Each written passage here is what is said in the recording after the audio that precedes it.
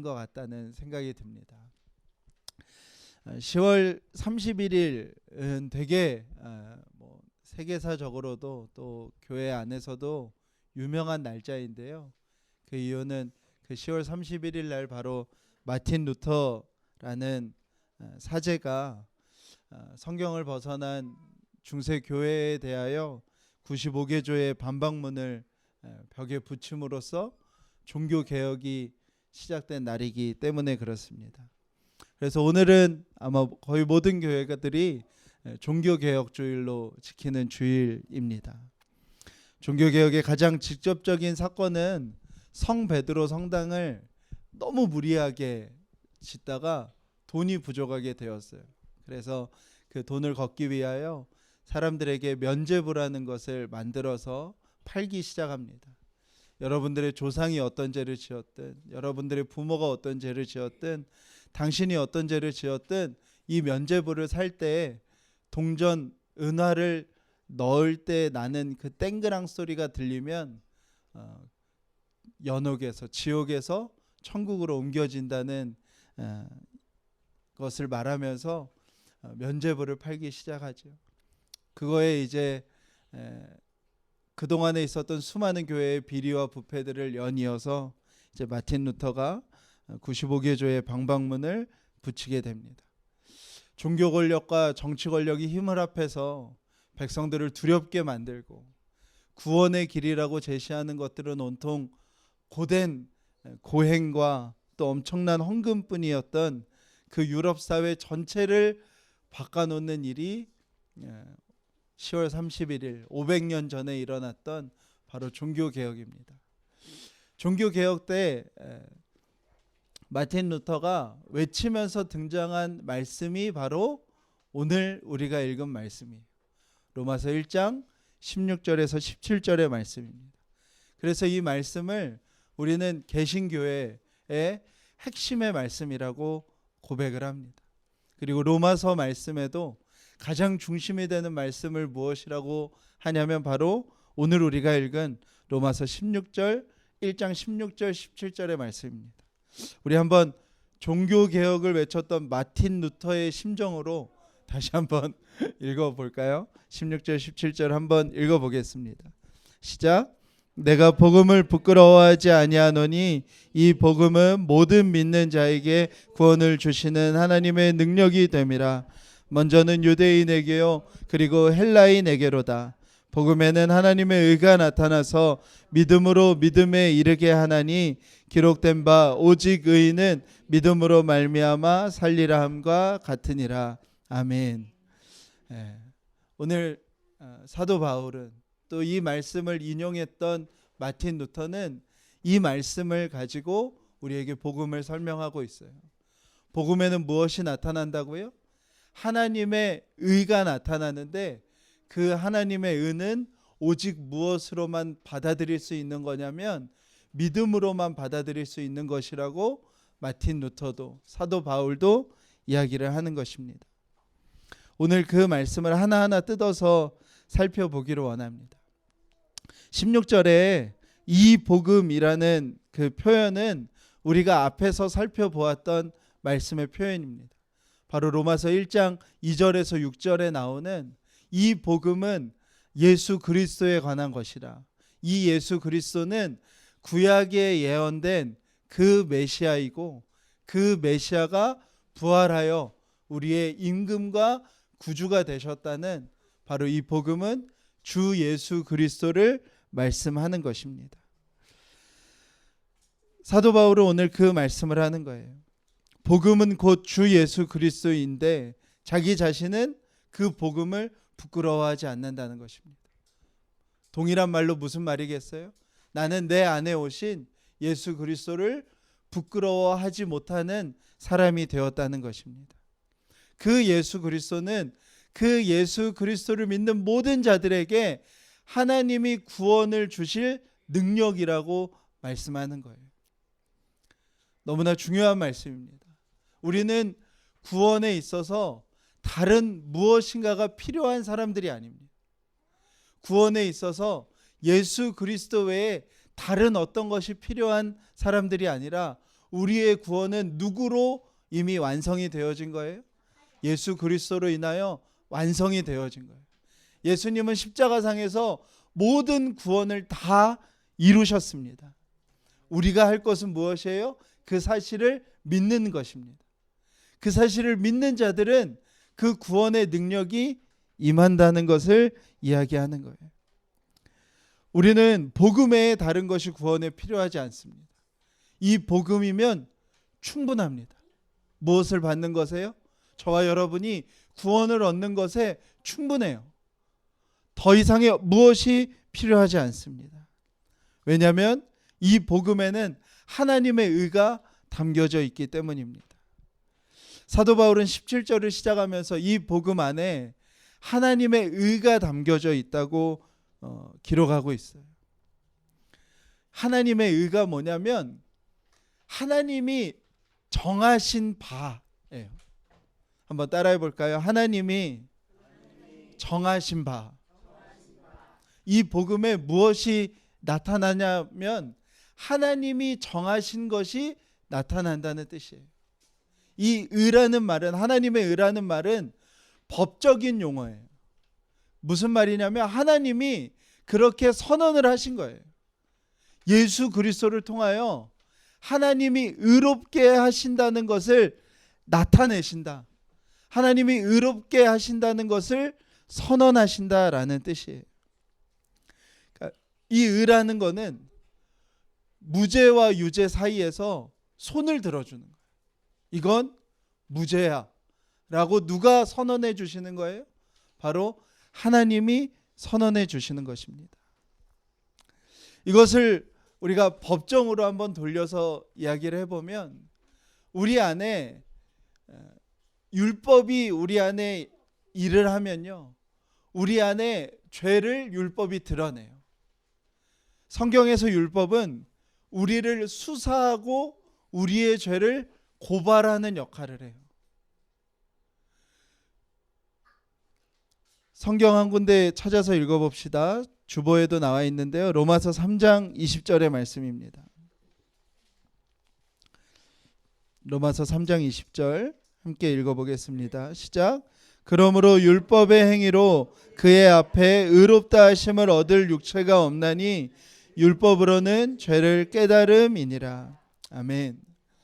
우리가 하나님의 법정 앞에 서 있어요.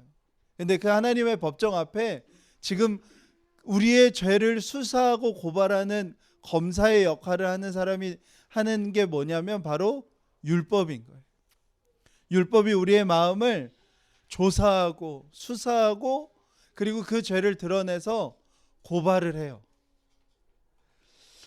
사도 바울은 자기 자신을 소개할 때 자기 자신에 대하여 뭐라고 소개한 적이 있냐면 자기는 태어나서 지금까지 율법을 어겨본 적이 한 번도 없다고 말을 한 적이 있어요.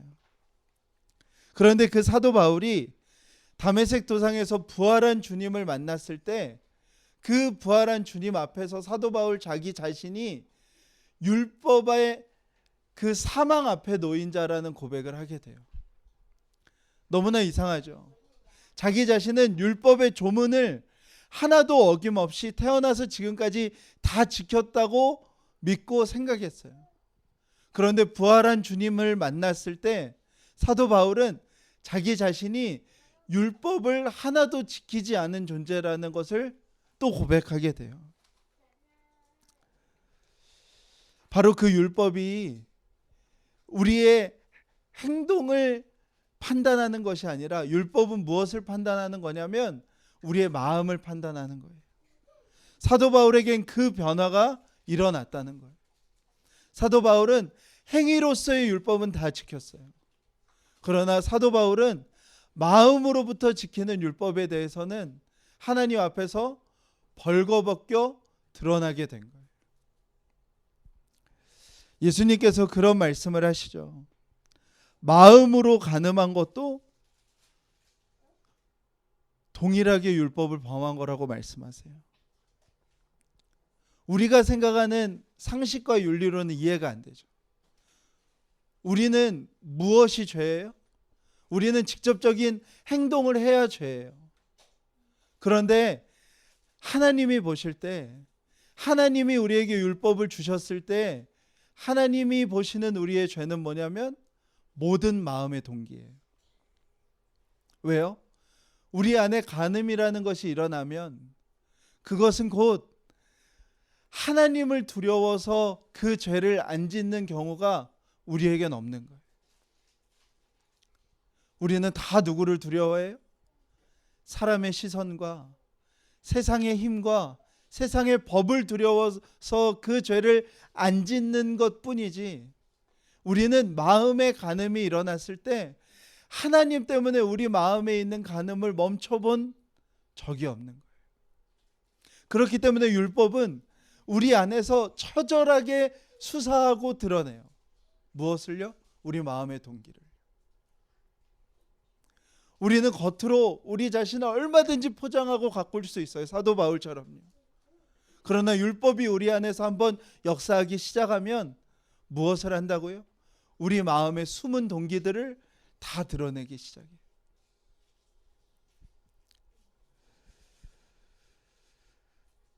그 숨은 동기들이 다 드러나기 시작할 때 우리는 어떤 마음을 갖게 되냐면요, 나의 그 죄악이 사망일 수밖에 없다는 고백을 하게 돼요.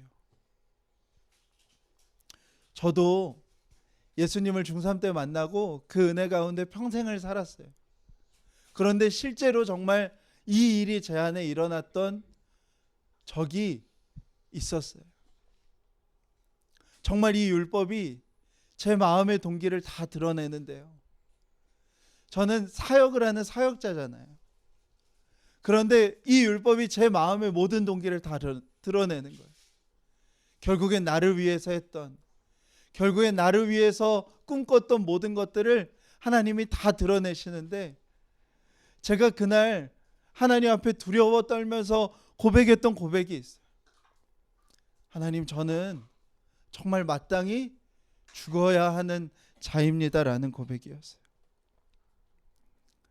이제 로마서 3장 이후에 사도 바울이 그 이야기를 해요. 율법이 우리 안에서 작동하여 우리 마음의 숨은 동기들까지 다 드러낸다면, 우리의 생각까지, 우리의 마음의 중심까지 다 드러낸다면, 우리의 죄는, 우리의 죄의 값은 사망인 것을 고백할 수밖에 없는 것입니다. 그런데 놀라운 변호사가 등장하는 거예요. 그 변호사가 누구예요? 바로 복음이신 예수 그리스도이신 것입니다. 율법이 우리의 죄를 막 고발해요. 여러분들 한번 생각해 보세요. 여기 프로젝터에 여러분들이 생각하고 여러분들이 그냥 마음속으로만 생각했던 모든 것들이 다 드러난다고 생각해 보세요. 여러분들이 마음으로만 간음하고 마음으로만 살인했던 그 모든 마음의 동기들이 다 드러난다고 생각해 보세요. 그 심판대 앞에 있는데 그런 죄인인 나를 향하여 누가 변호를 시작하시는 거예요? 예수 그리스도께서 변호를 시작하시는 거예요. 예수 그리스도께서 사랑으로 그 모든 율법을 완성하시면서 변론을 시작하시는 거예요. 우리 요한일서 2장 1절에서 2절의 말씀 한번 읽어보겠습니다. 주보에도 나와 있습니다. 함께 읽겠습니다. 시작. 나의 자녀들아, 내가 이것을 너희에게 쓰면 너희로 죄를 범하지 않게 하려 함이라. 만일 누가 죄를 범하여도 아버지 앞에서 우리에게 대언자가 있으니 곧 의로우신 예수 그리스도시라. 그는 우리 죄를 위한 화목제물이니 우리만 위할 뿐 아니요 온 세상의 죄를 위하심이라. 아멘. 저와 여러분은 우리의 죄의 값이, 우리의 죄의 결과가 사망이라는 그 결론까지 이를 수밖에 없어요. 그 결론에 이를 수밖에 없는 율법이 우리 안에 우리의 모든 마음의 동기를 수사하고 드러내요. 그때 예수님께서 우리를 변론하시는 거예요. 그 변론은 어떻게 하는 거냐면, 하나님, 이 자는 죄의 삭스로 사망을 받아야 할 죄인입니다. 그러나 그 죄의 삭을 저에게 돌려주십시오. 그 죄의 결과를 제가 담당하겠습니다. 그러니 이자가 무죄라고 선언해 주십시오라고 하는 것이에요.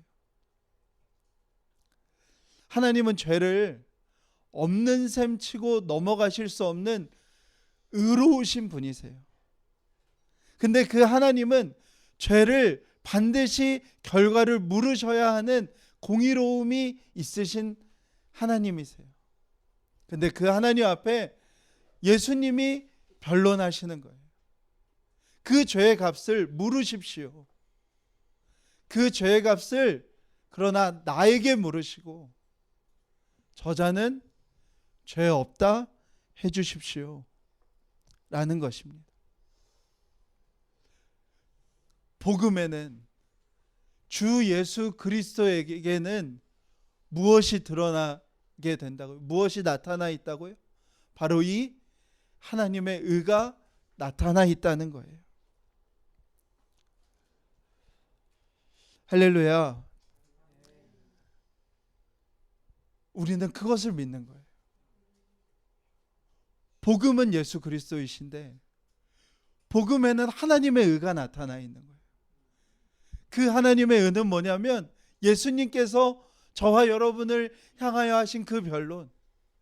저자는 죽어야 하는 자입니다. 그러나 대신 내가 그 값을 치르겠으니 저자에게는 죄가 없다 해주십시오. 하나님께서 그래 내가 그렇게 하겠다 하신 그 하나님의 의가 바로 복음 안에 나타나 있다는 것입니다. 그렇기 때문에 이 복음은 우리가 믿음으로만 받아들일 수 있는 거예요. 할렐루야. 왜요? 우리는 이 복음에 어떠한 도움도 될 수가 없어요. 우리는 그냥 죄인으로서 고개 숙이고 있는 것 외에는 우리에게 할 수 있는 일은 아무것도 없어요. 거기에서 예수님의 말을 거둘 수도 없어요. 우리가 할 수 있는 게 아무것도 없는데 예수님이 우리를 향하여 하시는 그 변론, 그리고 하나님이 그것을 의롭다 여겨주신 것을 우리는 그냥 믿는 것뿐이에요.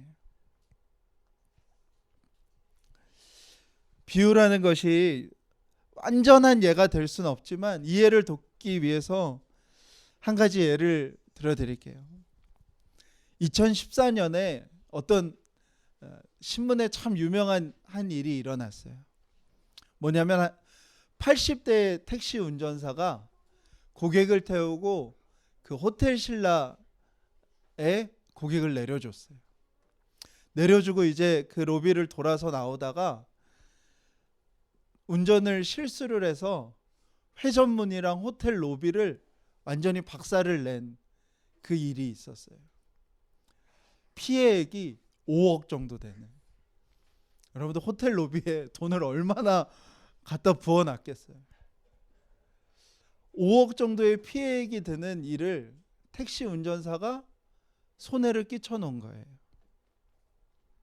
그런데 그 당시에 그 호텔 신라 사장이었던 이부진 씨가 그 80대 택시 운전사가 해주신 모든 그 손실을 자신의 사비로 대신하겠다고 하였어요.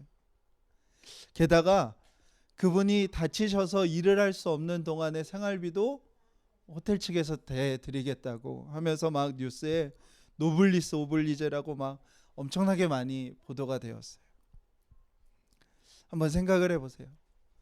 죄는 누가 지었어요? 택시 운전사가 진 거죠. 택시 운전사가 혼자 진 거죠.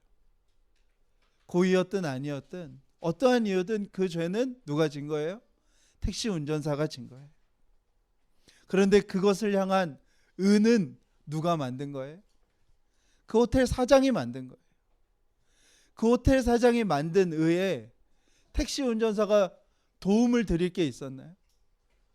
이건 이렇게 해주시죠. 저건 저렇게 해주시죠. 이건 이것만큼만 해주시죠. 라고 하는 게 하나라도 있을 수 있을까요?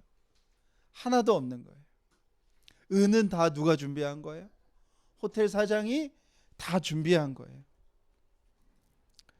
의가 선포됐어요. 그 모든 손해비용은 자신의 사비로 내고 몸이 회복될 때까지 생활비는 호텔 측에서 책임을 지겠습니다 하고 의가 선언이 됐어요. 그러면 이 택시 운전자가 할 유일한 한 가지는 뭐예요? 믿는 거예요. 그 사실을 그냥 믿는 거예요. 내가 진짜 잘못을 했는데 내 집 다 팔고 내 평생 80세인데 앞으로 벌 모든 돈 다 모아봤자 5억이 될까요? 그래도 부족할 내 죄인데 한 의가 선언이 됐어요. 이 택시 운전사가 해야 되는 남은 유일한 한 가지는 그를 믿는 것 외에는 없는 거예요.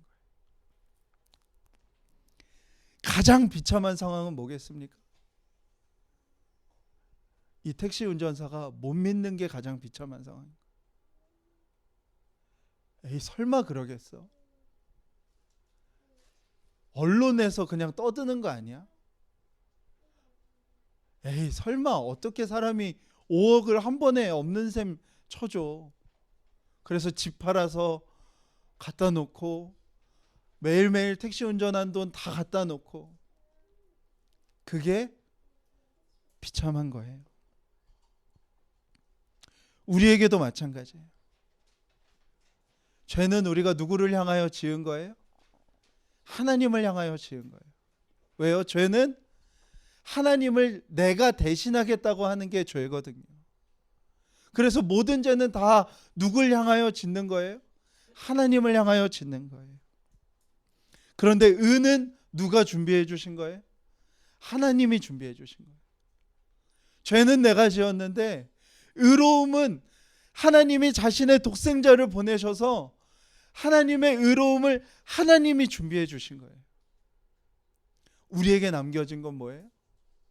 그 사실을 믿는 것 외에는 없는 거예요. 그 사실을 믿는 것 외엔 우리에게 요구되어지는 게 없는 거예요. 사도 바울이 그 고백을 하고 있는 거예요. 마틴 루터가 로마서에서 그것을 발견해서 외쳤던 거예요. 구원은 하나님이 다 준비해 주신 거지, 우리에게 남겨진 것은 그것을 믿는 것 외엔 없는 거지 아무것도 없는 것이다 라고 하는 것입니다. 오늘 17절에 보면 이 믿음이 믿음에서 믿음으로 이루어간대요. 할렐루야. 우리는 하나님이 완전히 준비해 주신 이 의를 믿을 때 더 놀라운 믿음으로 나아가는 거예요. 하나님이 준비해 주신 구원이 부족해서 지금 있는 믿음에서 뭔가 다른 믿음을 만들어야 되는 게 아니고, 그 믿음으로 믿어질 때 하나님이 우리의 구원을 완벽하게 준비하시고 이루셨다는 그 믿음이 믿어지고 나면 우리는 다른 놀라운 믿음으로 우리의 삶이 이어지는 거예요. 많은 사람들이 이 사실이 믿어지고 나서 자신의 집을 떠나 자신의 부모를 떠나 오지로 땅끝으로 복음을 전하러 가요. 그들에게 뭔가 대단한 결단과 헌신이 있어서가 아니라 이 일이 일어나는 거예요. 나 같은 죄인에게 하나님이 그 의로움을 복음 안에서 준비하셨다는 게 믿어지고 나니까 내 삶을 들여 그분을 전하고 싶은 믿음이 내 안에 그냥 생기는 거예요. 복음 안에 그 하나님의 의가 나타났다는 것이 내 안에 믿어지니까 내가 어떤 수고와 가난과 아픔을 겪든지 그 하나님의 온전하심이 세상 가운데 드러나기 원해지는 그 마음과 삶이 그냥 내 안에 믿어지는 거예요. 성경은 이것을 은혜라고 해요. 복음이신 예수 그리스도, 그 복음 안에 담긴 하나님의 의, 그 의가 믿어지게 된 믿음, 그것을 다 합쳐서 성경은 그걸 은혜라고 해요. 내가 은혜를 받았다는 것은 뭐냐면 이 사실이 내가 믿어졌다는 거예요. 내가 하나님께 은혜를 입은 자라는 것이 뭐냐면 나는 죄인인데 하나님이 예수 그리스도를 통하여 그 하나님의 의를 내 눈앞에 나타내 보여주셨다는 것을 내가 믿어지게 되는 것. 그것이 성경이 말하는 은혜인 것입니다. 구약에서도 하나님은 하나님의 의에 대해서 이렇게 하면 너희들이 다시 의로워질 거야 라고 말씀하신 게 있었는데 그게 제사였어요. 특별히 번제의 제사였어요. 내가 죄를 지어도 구약에서는 어떤 제사를 드리는 거냐면 하나님 내가 죄를 지었어요. 그리고 하나님 앞에 제사를 드리면 하나님이 그래 이제 너는 의로워 라고 선언해 주시는 것을 믿는 것이 바로 번제라는 제사예요. 주보에 나와 있는 내용을 보면서 한번 말씀을 나누겠습니다. 번제는 하나님이 이렇게 정하신 거예요. 이렇게 7번의 단계를 가지고 하나님께 나오면 내가 너의 죄를 사해 줄 거야 라고 하나님이 정하신 거예요. 그리고 그거를 믿고 그대로 행하면 하나님의 의를 입게 되는 거예요. 첫 번째는 뭐예요?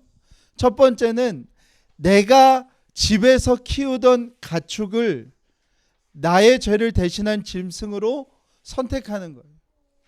근데 그 짐승은 한 가지 조건이 필요한데 뭐냐면 흠이 없어야 돼. 아무런 상처도 아무런 질병도 없어야 되는 짐승인 거예요. 두 번째는 그 짐승을 가지고 예루살렘까지 가요. 지파별로 예루살렘을 중심으로 지파별로 땅이 다 정해져 있거든요. 예루살렘과 먼 지파는 100km가 넘는 지파도 있어요. 그러면은 자신의 집에서 그 짐승을 데리고 그 짐승과 자기가 먹을 것을 가지고 예루살렘까지 가야 돼요. 예루살렘까지 가다가 그 짐승이 아프거나 상처를 당하면 어떻게 해야 돼요? 다시 집으로 돌아와야 돼요. 그래서 다시 내가 이름을 아는 나의 가축 중에 흠없는 짐승을 골라서 다시 예루살렘으로 데리고 가는 거예요. 예루살렘에 도착하면 제사장을 만나요. 그 제사장은 무엇을 하냐면 그 짐승을 여기에다가 두고 나에게 그 짐승의 머리 위에 손을 얹고 기도하게 해요. 그 기도는 뭐냐면 하나님 내가 살인을 저질렀습니다. 그러나 이 죄를 지금 이 짐승에게 전가합니다. 하나님 내 죄가 이 짐승에게 있고 이제 이 짐승의 흠 없음이 나에게 임하는 이 일을 내게 이루어 달라고 기도하는 거예요. 그리고 짐승을 내 손으로 죽여요. 여러분들 지금도 집에서 닭 한 마리 잡기가 쉬운 일이 아니에요. 살아있는 닭 한 마리 잡기가 쉬운 일이 아니에요. 제가 영암에 있을 때 그 선배 목사님 중에 한 분이 길거리에 친 노루를 해부했던 얘기를 해주시는데 죽다 살았대요. 죽다. 요즘처럼 칼이 잘 드는 칼 가지고도 노루 한 마리 해부하는데 죽다 산대요. 근데 여러분들 1500년 전에 2500년 전에 이 제사를 드린다고 생각을 해보세요. 그 짐승의 흠없음이 나에게 오는 것이고 나의 죄가 그 짐승에게 가는 거예요. 그리고 그 죄의 결과인 사망을 내가 직접 잡아서 그 짐승을 죽이는 거예요. 동물의 심장이 어디에 있는지 잘 아세요? 대부분은 옆에 제사장이 알려주겠지만 대부분은 모를 거예요.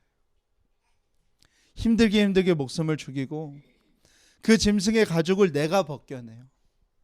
그 짐승의 뼈를 내가 도려내요. 그 짐승의 내장을 내가 다 드러내요. 그 짐승의 피를 내가 받고요. 그 짐승을 육각형으로 떠서 제사장에게 갖다 줘요. 그럼 제사장이 그 내가 떠온 살과 뼈와 가죽과 내장을 다 태워서 하나님 앞에 올려드리는 게 번제예요.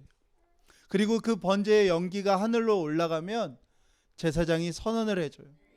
이제 하나님께서 당신을 의롭다 하셨습니다. 사랑하는 여러분, 똑같은 거예요.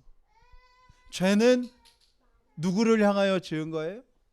모든 죄는 다 하나님을 향하여 지은 거예요. 그러니까 그 죄는 누구만이 용서해 주실 수 있는 거예요? 하나님만이 용서해 주실 수 있는 거예요. 하나님이 그래서 용서해 주시는 방법을 허락해 주신 거예요. 그게 구약에서는 뭐였다고요? 번제였어요. 그러나 번제는 내가 죄를 지을 때마다 그 일을 하나님 앞에 해야 돼요. 번제는 하나님이 이전의 죄를 기억하진 않으시지만 현재의 죄에 대해서는 끊임없이 매번 그 번제의 제사를 하나님 앞에 드려야 돼요. 그런데 오늘 사도 바울은 완전한 하나님의 의가 우리 가운데 나타났다고 선언하는 거예요. 그분이 누구시라고요? 예수 그리스도이시라고요. 예수 그리스도 그분이 저와 하나님 사이에 화목 제물이 되셔서 번제물이 되셔서 자신을 모든 것을 다 태워서 하나님 앞에 드림으로 저와 여러분이 의롭게 되었다는 거예요. 번제는 우리가 이전에 지었던 죄에서 사함을 받고 현재의 죄에서는 하나님 앞에 또 의로움을 받아야 되는 거지만 예수 그리스도는 다른 거예요. 예수 그리스도는 완전한 제사가 되어 주신 거예요. 사랑하는 여러분, 이제 완전히 바뀌어진 게 뭐냐면 저와 여러분이 이 사실을 믿고 나면 하나님은 이 구원을 물으실 수가 없으세요. 왜요? 하나님은 이 구원에 너무 큰 희생을 하신 거예요. 다시 반복할 수 없는 희생을 치르신 거예요. 이제 5장 이후에 보면, 로마서 5장 이후에 보면 이 구원의 역사가 무엇인지 사도 바울이 얘기하는데, 이 구원의 역사가 하나님이 우리를 양자 삼은 구원의 역사라고 말씀을 하세요. 근데 그 양자를 삼기 위해서 누굴 포기한 거예요? 자신의 독생자를 포기하신 거예요. 내 독생자를 포기하고 저와 여러분을 하나님의 양자로 삼으신 게 바로 이 구원이라는 거예요.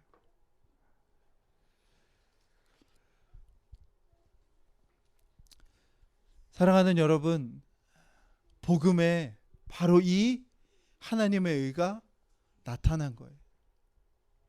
그리고 저와 여러분에게 요구되어지는 한 가지는 뭐라고요? 그 사실을 믿는 거예요. 받아들이는 거예요. 내 안에 환영하여 영접하는 것 외엔 없는 것입니다. 사랑하는 여러분, 저에게 독생자가 있어요. 저기에 있는 이름을 밝힐 수 없는 독생자가 있는데, 여러분들 한번 생각해 보세요. 제가 정말 저 독생자 외에는 없거든요.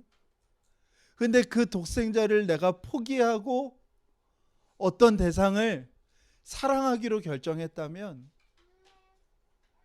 그 대상을 향하여 제가 갖는 마음은 어떤 마음일까요?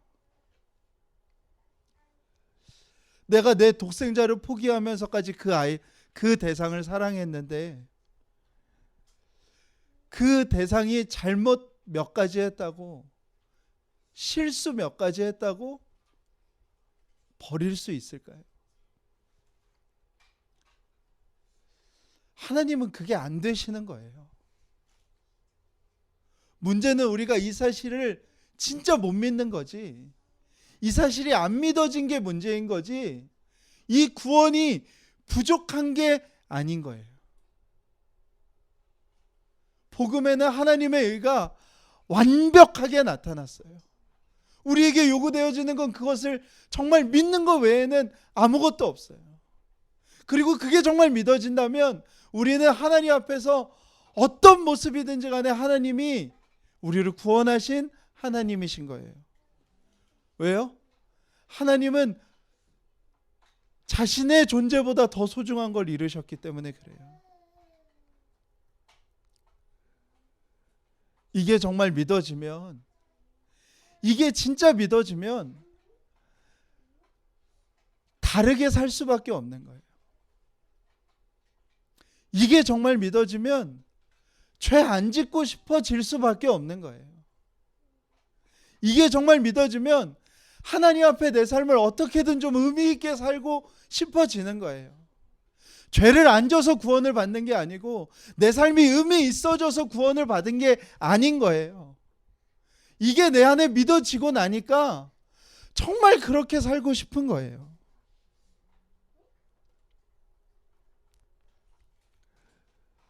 사랑하는 여러분, 이게 복음에 나타난 하나님의 의인 것입니다. 로마서 5장에 하나님이 우리를 내가 죄인일 때, 내가 하나님과 원수되어져 있을 때, 내가 하나님 앞에 연약해져 있을 때 하나님이 우리를 사랑하시기로 결정하시고 독생자를 보내셨대요. 사랑하는 여러분, 나 같은 죄인이 무엇이기에 하나님이 그토록 사랑하셨냐는 거예요. 그게 정말 믿어지면 우리는 정말 이전과 다른 삶을 살아가게 되는 것입니다. 제가 정말 이 사랑을 알고 나서 한 가지 분명하게 고백하는 것은 뭐냐면, 이 세상에 누구도 나를 그렇게 사랑해주는 분이 없으세요. 나이가 들면서 아직 젊지만 제 이름 앞에 단어들이 계속 붙더라고요. 옛날에는 그냥 학생 이주원이었는데 어느 순간 보니 목사 이주원이 되어 있고, 남편 이주원이 되어 있고, 아빠 이주원이 되어 있고, 아들 이주원이 되어 있고, 수많은 단어들이 제 앞에 붙어요. 그런데 이 세상에서는 내가 그 앞에 붙은 단어를 잘 할 때 사랑을 받아요. 이주원으로 사랑받는 거는 별로 없어요. 앞에 붙은 거, 앞에 붙은 그 목사, 아빠, 남편, 아들, 그 단어들을 내가 잘 수행할 때 사랑받는 거예요. 사랑하는 여러분, 여러분들도 마찬가지 아니세요? 우리 다 그 앞에 있는 단어들을 잘 수행할 때 사랑받는 거잖아요.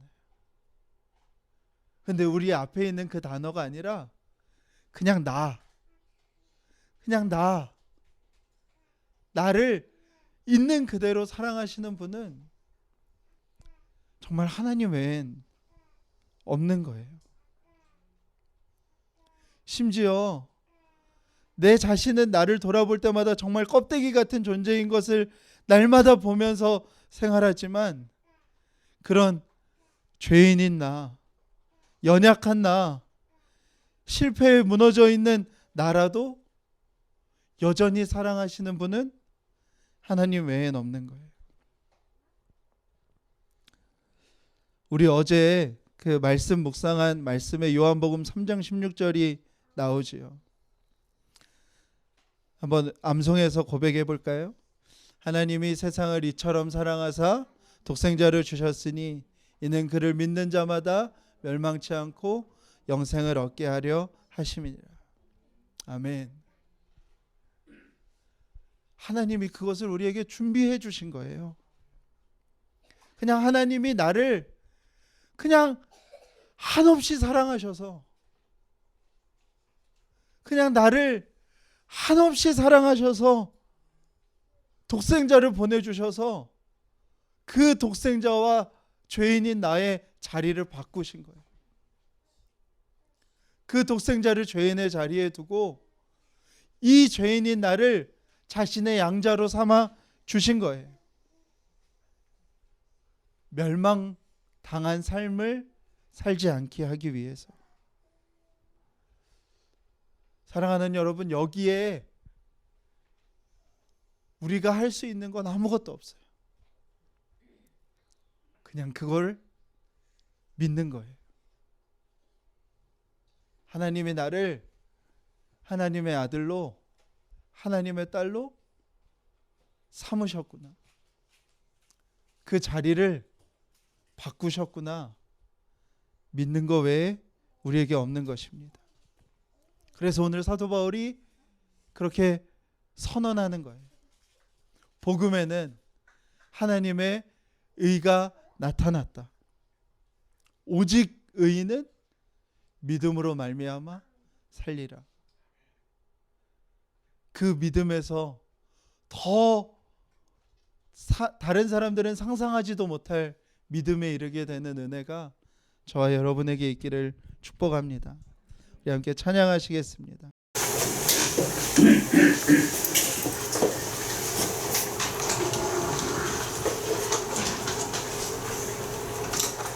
그 크신 하나님의 사랑 우리 함께 찬양하겠습니다.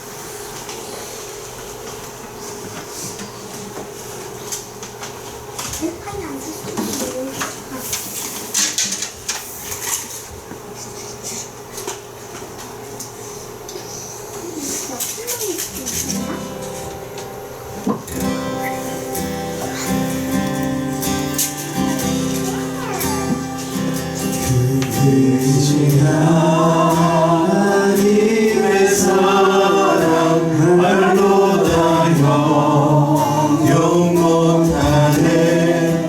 저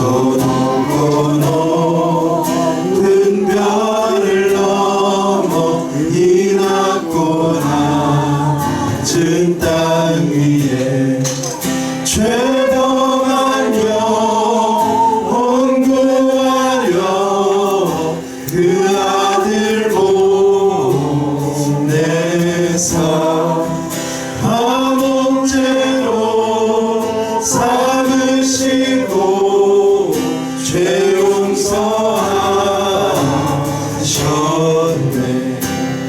하나님 크신 사랑을 증량다 못하며 영원히 변치 않는 사랑 성도여 찬양.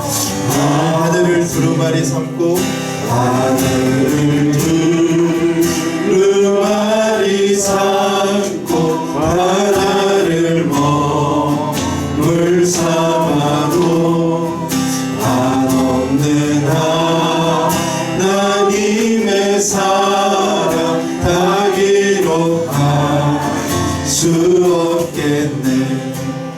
하나님의 크신 사랑 그 어찌 닿았을까.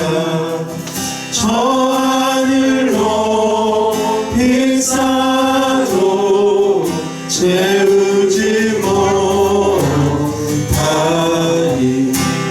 하나님 크신 사랑을 증량다 못하며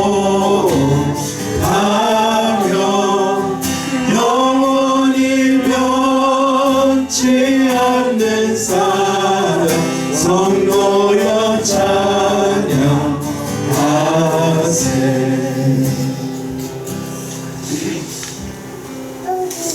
사랑하는 여러분, 복음에는 하나님의 의가 나타나 있습니다.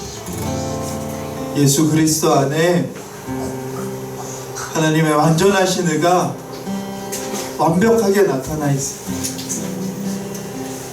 죄인인 저와 여러분을 위해서 자신의 독생자를 포기하시고 자신의 독생자를 죄의 자리인 십자가에 못 박으시고 저와 여러분을 자신의 양자로 삼으시고 자신의 독생자의 자리에 저와 여러분을 두신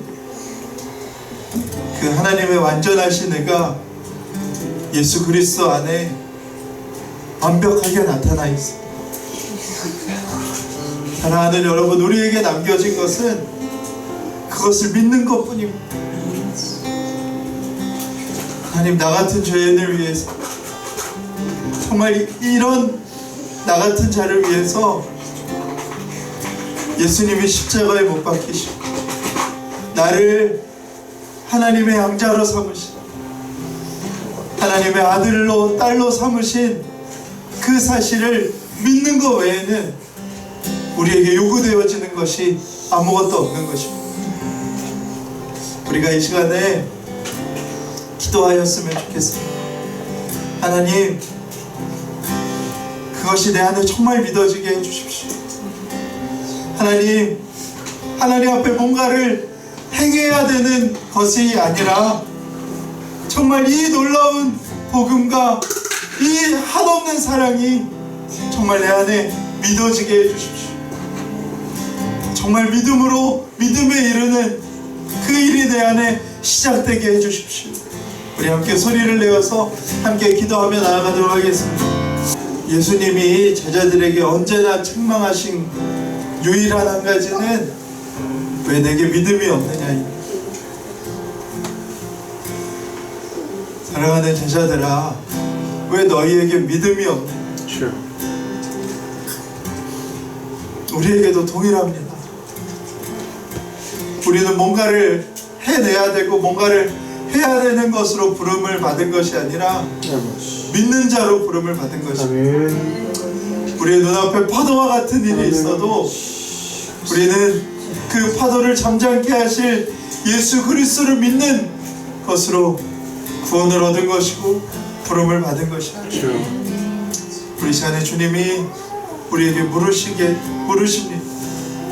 너희의 믿음이 어디에 있느냐? 믿음이 작은 자들.